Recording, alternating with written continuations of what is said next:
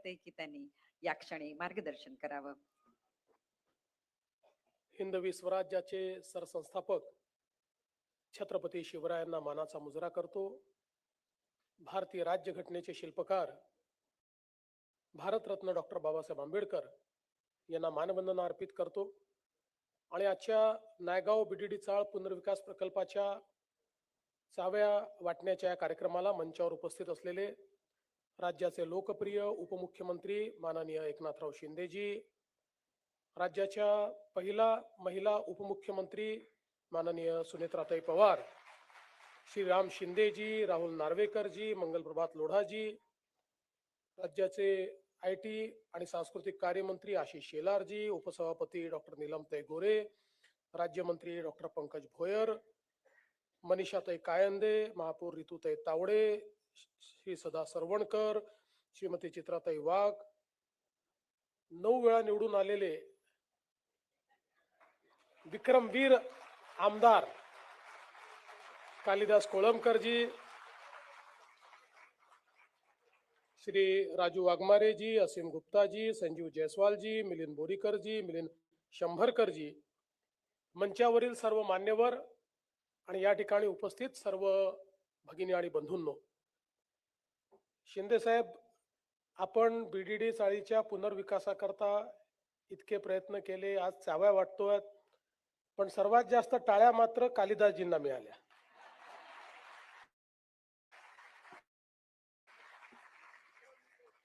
नऊ वेळा निवडून येण्याचं हे गमक आहे. जो हा विश्वास त्यांनी कमवलेला आहे लोकांचा, त्यामुळे खऱ्या अर्थानं ते 9 वेळा आले आणि त्यांचा पंतप्रधानांनी देखील विक्रमवीर म्हणून सन्मान केलेला आहे. असे आमचे कालिदासजी सातत्याने जनतेचे, पोलिसांचे प्रश्न मांडत असतात. आज मला अतिशय आनंद आहे की नायगावच्या बीडीडी चाळीच्या चाव्यांचं वितरण आपण या ठिकाणी केलेलं आहे. आणि विशेषतः आपल्याला कल्पना आहे की बीडीडी चाळीचा पुनर्विकास हा राज्यामध्ये जवळपास गेले 40 वर्ष गाजणारा मुंबईतला एक विषय होता. ज्यावेळी मुख्यमंत्री म्हणून मी 2014च्या शेवटी शपथ घेतली आणि मुंबईतल्या महत्त्वाचे प्रश्न सोडवण्याचा प्रयत्न आम्ही सुरू केला, त्यावेळी बीडीडीच्या पुनर्विकासाचा प्रश्न बघितल्यानंतर त्याचा अभ्यास केल्यावर लक्षात आलं की या प्रकल्पातल्या अडचणी काय आहेत. तर खूप जुन्या बिल्डिंग्स आहेत, खूप वेगवेगळ्या प्रकारच्या अडचणी आहेत आणि प्रत्येक वेळी कोणीतरी नवीन बिल्डर त्या ठिकाणी एक प्रपोजल तयार करतो आणि मग ते जे प्रपोजल आहे त्या प्रपोजलवर चर्चा होते, मंथन होतं, चिंतन होतं. ते चिंतन होतपर्यंत दुसरा कोणीतरी बिल्डर येतो, तो जुनं कसं चुकीचं आहे, नवीन माझं कसं चांगलं आहे सांगतो. अर्धे लोक याच्या बाजूने, अर्धे लोक त्याच्या बाजूने. असं करता करता ते स्वप्न 30-35 वर्ष पुनर्विकासाचं काही पूर्ण होत नव्हतं. आणि म्हणून मग मी हा निर्णय केला की या ठिकाणी जर बिल्डरांच्या भरोशावर हे करायचं असेल तर डिफिकल्ट प्रकल्प आहे. लोकांना त्या ठिकाणी ट्रान्झिटची घरं द्यायची असतील तर तो प्रश्न असेल, किंवा किराया द्यायचा असेल तर लोकांचा बिल्डरवर विश्वास नाही. त्यामुळे जोपर्यंत शासन स्वतः हा प्रकल्प हातामध्ये घेत नाही तोपर्यंत हा प्रकल्प पूर्ण होणं काही शक्य नाही. आणि म्हणून त्यावेळी मी म्हाडाला बोलून सांगितलं की आता हा प्रकल्प बिल्डर करणार नाही, हा प्रकल्प शासन करेल आणि बिल्डर म्हणून म्हाडा स्वतः त्या ठिकाणी काम करेल. आणि तो निर्णय आपण केला. अनेक लोकांनी त्याला विरोध देखील केला. काही हितसंबंध असलेले लोक होते, त्यांनी लोकांना त्या ठिकाणी त्याच्या विरुद्ध पेटवण्याचा प्रयत्न देखील केला. पण मला असं वाटतं की बीडीडी चाळीच्या नागरिकांनी शासनावर विश्वास ठेवला आणि त्यानंतर ह्या प्रकल्पाची अतिशय सुंदर अशा प्रकारची आखणी आपण केली. आणि आखणी केल्यानंतर म्हाडाला मी दुसरं सांगितलं की हे काम जर आपल्याला करायचं असेल तर आपल्याला जे काही देशातले उत्तम अशा प्रकारचे या ठिकाणी बांधकाम कंपन्या आहेत त्यांनाच याच्यामध्ये आपण आणलं पाहिजे. आणि मग L&T सारखी कंपनी, टाटा सारख्या कंपन्या, ज्या देशातल्या सर्वोत्तम कंपन्या आहेत त्यांनाच या ठिकाणी आपण क्वालिफाय करू शकू असे स्ट्रिक्ट नॉर्म्स आपण त्या ठिकाणी टाकले. आणि त्यातनं अतिशय उत्तम अशा प्रकारच्या L&T सारखी कंपनी आज हे तर नायगावचं LNT ने काम केलेलं आहे आणि या कंपन्या त्या ठिकाणी कामाला आल्या, त्या कामाची सुरुवात झाली. नंतर काय काय अडचणी आल्यात आपल्याला शिंदे साहेबांनी सांगितलं. पण पुन्हा आपलं सरकार आल्यानंतर शिंदे साहेबांच्या नेतृत्वात त्या सगळ्या अडचणी ज्या काही होत्या त्या आम्ही दूर केल्या. याला अतिशय वेगानं त्या ठिकाणी आम्ही वेग दिला आणि मला आनंद आहे की पहिल्या टप्प्यामध्ये आपण वरळीच्या, आता दुसऱ्या टप्प्यामध्ये नायगावच्या आणि आता मला असं वाटतं वर्षातनं 2 वेळा तरी आपण या ठिकाणी अशा प्रकारचा चाव्या वाटपांचा कार्यक्रम करू. कारण आपण चाव्या जर वाटल्या नाही तर कालिदासजी आपल्या डोक्याला चावा घेत असतात. हा तेच, चावाच घेतात डोक्याचा आणि ताबाही घेतात. त्याच्यामुळे मला असं वाटतं की हे अत्यंत महत्वाचं आहे की वेगानं हे सगळं काम झालं पाहिजे. शेवटी जशी जशी जागा मिळते, काही जागा होती ती आपण वापरली, काही ठिकाणी आपल्याला जुन्या चाळी तोडून मग त्या ठिकाणी बिल्डिंग बनवायच्या आहेत. त्यामुळे ते जागेच्या अभावामुळे त्याला थोडा उशीर लागतोय. पण आता आपण हे ठरवलंय की 2029 पर्यंत 100% सगळ्या घरांच्या चाव्या या आपल्याला त्या ठिकाणी द्यायच्या आहेत. आणि म्हणून मी आमच्या म्हाडाचे अधिकारी असतील आणि त्यासोबत आपले कॉन्ट्रॅक्टर्स असतील, या सगळ्यांचं देखील अतिशय मनापासून अभिनंदन करतो की या सगळ्यांनी खूप चांगलं काम केलेलं आहे. आता नायगावचं आम्ही जाऊन बघू, चहा प्यायला येऊ तुमच्याकडे. पण आम्ही वरळीच्या जे आपले आहेत त्यांच्या घरी चहा प्यायला गेलो होतो. अतिशय उत्तम बांधकाम झालेलं आहे. LNT ने तिथेही बांधकाम केलं, अतिशय सुंदर केलेलं आहे. म्हणजे कुठल्याही खाजगी बिल्डरला लाजवेल अशा पद्धतीचं बांधकाम हे या सगळ्या पुनर्विकासाचं झालेलं आहे. सगळ्या प्रकारच्या अम्युनिटीज या त्या ठिकाणी देण्याचा प्रयत्न आपण केलाय. हे खरं आहे की आपण वरळीला एकास एक पार्किंग देऊ शकलो, पण नायगावला लोकांची मागणी आहे. इथे 2 लोकांना 1 पार्किंग मिळालेलं आहे. पण अलीकडच्या काळामध्ये या गोष्टी अडचणीच्या होतात आणि म्हणून त्याचं सोल्युशन काय आहे? आता इंजिनिअरिंग सोल्युशन काढण्यात थोडा त्रास आम्हाला असा होतोय की इथे अंडरग्राऊंड पार्किंग असल्यामुळे जागेची कमतरता आहे. पण काही ना काही सोल्युशन या संदर्भातलं हे आम्ही निश्चितपणे काढू. मी आणि शिंदे साहेब आम्ही दोघांनी आता चर्चा केली आणि निश्चितपणे त्याही संदर्भातलं जे काही सोल्युशन आहे ते सोल्युशन आपण काढू. आणि दुसरा अंबा माता मंदिराचा प्रश्न कालिदासजी आपण भवानी माता, अंबा माता नाही, भवानी माता मंदिराचा आपण प्रश्न मांडलेला आहे. भवानी माता म्हटल्यानंतर तर छत्रपती शिवरायांचं कुलदैवत आहे ते आणि आमचंही आहे आणि आपल्या अख्ख्या महाराष्ट्राचं कुलदैवत आहे. त्यामुळे भवानी माता मंदिराकरता 900 चौरस फूट जागा त्या ठिकाणी देण्यात येईल आणि तात्काळ अतिशय सुंदर अशा प्रकारचं त्याचं बांधकाम हे आपण करू. आधीपेक्षाही उत्तम लोक केवळ ते मंदिर बघण्याकरता येतील अशा प्रकारचं बांधकाम हे त्या ठिकाणी आपण करू, हा विश्वास या निमित्ताने मी तुम्हाला देतो.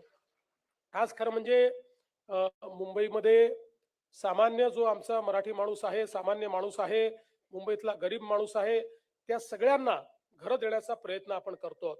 विशेषतः BDD चाळीला तर फार मोठा इतिहास आहे. आपल्याला कल्पना आहे की लोकशाहीर अण्णाभाऊ साठे असतील किंवा भारतरत्न डॉक्टर बाबासाहेब आंबेडकर असतील, यांच्या सहित इतक्या नररत्नांची खाण या BDD चाळी राहिलेल्या आहेत की खऱ्या अर्थानं मला असं वाटतं की याचा जो इतिहास आहे, हा इतिहास एक प्रकारे आता या पुनर्विकासानंतर मला असं वाटतं याच्यावर देखील एक पुस्तक लिहिलं गेलं पाहिजे. कारण मी ज्यावेळेस वरळीच्या काही आमच्या मोठ्या बहिणींशी चर्चा केली तर त्यांच्या जीवनातले अनेक प्रसंग त्यांनी BDD चाळीत घडलेले सांगितले. कोणी 40 वर्षापासून, कोणी 50 वर्षापासून, लग्नापासून राहायला आले, 16व्या 17व्या वर्षी लग्न झालं आणि आता 79 वर्षाचे आहेत. अशा एक आम्हाला काकू भेटल्या की ज्यांनी त्यांचं आयुष्यातलं BDD चाळीत कसं ते आयुष्य गेलं हे सगळं त्यांनी त्या ठिकाणी सांगितलं. त्यामुळे मला असं वाटतं की जे अर्बन ट्रान्सफॉर्मेशन होत आहे या संदर्भातही निश्चितपणे लिहिलं गेलं पाहिजे. आणि आपण आता पुढे प्रयत्न करतोय. अभ्युदय नगर असेल, आदर्श नगर असेल किंवा मोतीलाल नगर असेल, पंजाबी सिंधी कॉलनी आहे, GTB नगर आहे, SVP नगर आहे, अशा कामाठीपुरा आहे, अशा सगळ्या हे जे काही जुने एरियाज आहेत या सगळ्याचा पुनर्विकास करून लोकांना आज जे काही त्या ठिकाणी अडचणी सहन कराव्या लागतात त्याच्याऐवजी त्यांना त्यांच्या हक्काचं घर मिळालं पाहिजे, ते मोफत मिळालं पाहिजे. अशा पद्धतीनं आपला जो गरीबात गरीब माणूस आहे, मध्यमवर्गीय, त्याचा विचार आपण करतोय. जसं शिंदे साहेबांनी सांगितलं की आतापर्यंत मुंबईतला मध्यमवर्गीय हा मुंबईमध्ये घराचं स्वप्न पाहू शकत नव्हता. मुंबईमध्ये वर्षानुवर्ष राहणाऱ्या व्यक्तीला घर घ्यायचं असेल तर कुठेतरी कल्याण डोंबिवलीच्या पलीकडे, तिकडे अंबरनाथच्या पलीकडे, तिकडे भिवंडीच्या कर्जत वगैरे जावं लागेल अशा प्रकारची परिस्थिती होती. पण आम्ही हा निर्णय केला की मुंबईतल्या सामान्य माणसामुळे ही मुंबई आहे. या मुंबईची संस्कृती जपणारा हा मुंबईकर आहे. त्यामुळे या मुंबईकराला या मुंबईतच घर द्यायचं. आणि मला विश्वास आहे की आता हे जेवढे प्रकल्प आम्ही हातामध्ये घेतलेले आहेत, या सगळ्या प्रकल्पांमुळे ज्यांनी कधीही मुंबईत घर होण्याचं स्वप्न बघितलं नव्हतं, अशा सगळ्यांचं स्वप्न आपले महायुतीचं सरकार येत्या काळामध्ये पूर्ण केल्याशिवाय राहणार नाही. अतिशय गतीने ही सगळी कामं जी आहेत, ही कामं आपण हातामध्ये घेतलेली आहेत. मला आनंद आहे की विशेषतः या संपूर्ण बीडीडी चाळीमध्ये आमचे पोलीस मोठ्या प्रमाणात राहतात. आणि मला आठवतं की आम्ही देखील अशी जी आपल्या लक्षात असेल, आपण 2012 साली मोर्चा काढला होता पोलिसांना घर देण्याच्या संदर्भात.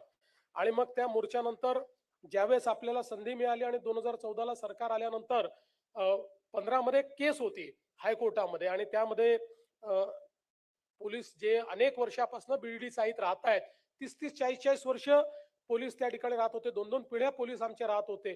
आणि म्हणून त्या केसमध्ये त्यांनी मागणी केली होती की त्या ठिकाणी आम्हाला मालकी हक्काचं घर मिळावं.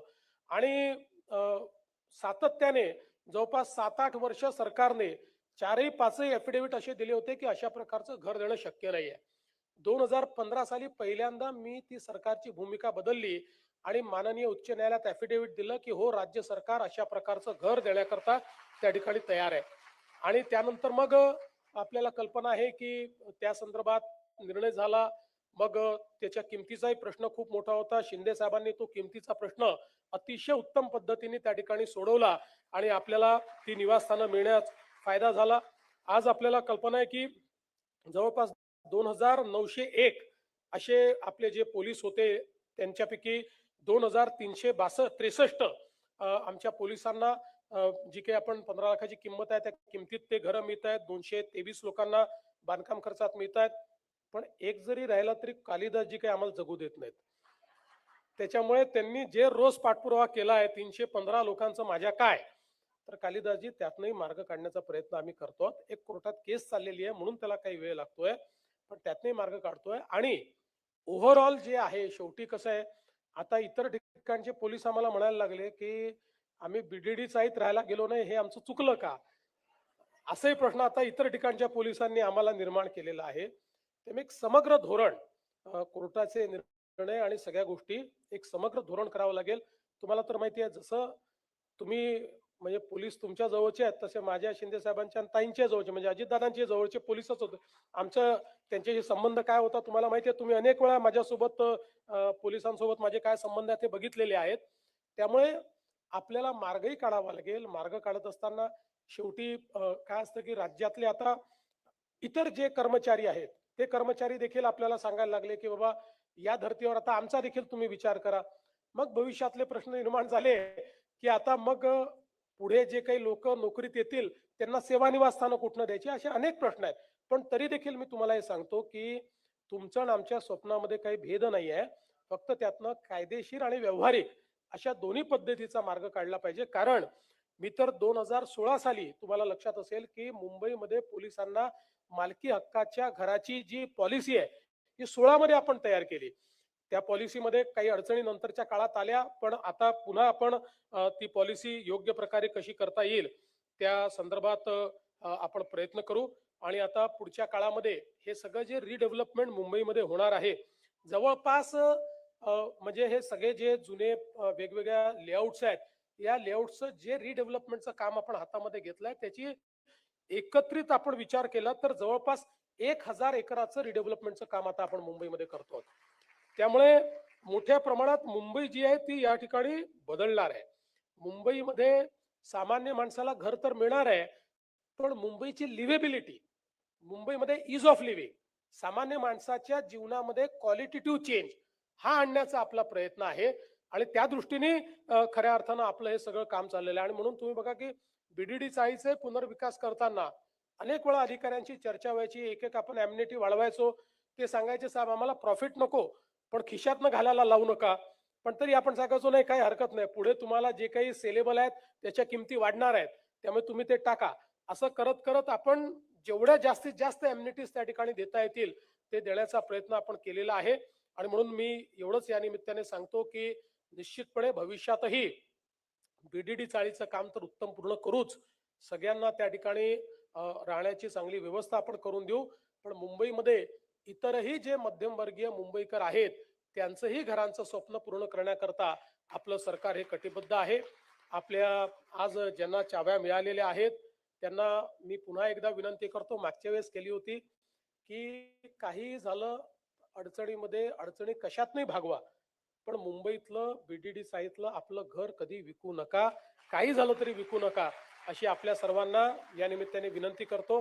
आणि जे दुसऱ्या पिढीचे लोक आले आहेत त्यांना तर विशेषत्वाने सांगतो की तुमच्या पहिल्या पिढीने ज्या हाल अपेष्टा या बीडीडी चाळीमध्ये सहन केलेल्या आहेत, आता जे घर मिळालेलं आहे ते घर त्यांच्या हाल अपेष्टांची कहाणी सांगणारं घर आहे. त्यामुळे कधीच ते घर तुम्ही विकायचा विचार करू नका. ते घर त्याचं संवर्धन योग्य पद्धतीने तुम्ही करावं, अशा प्रकारची तुम्हाला सर्वांना विनंती करतो. आपल्या सर्वांना अतिशय मनापासून नवीन घराच्या शुभेच्छा देतो आणि माझं बोलणं संपवतो. धन्यवाद. जय हिंद, जय महाराष्ट्र. धन्यवाद साहेब. उर्वरित सदनिका धारकांना उद्यापासून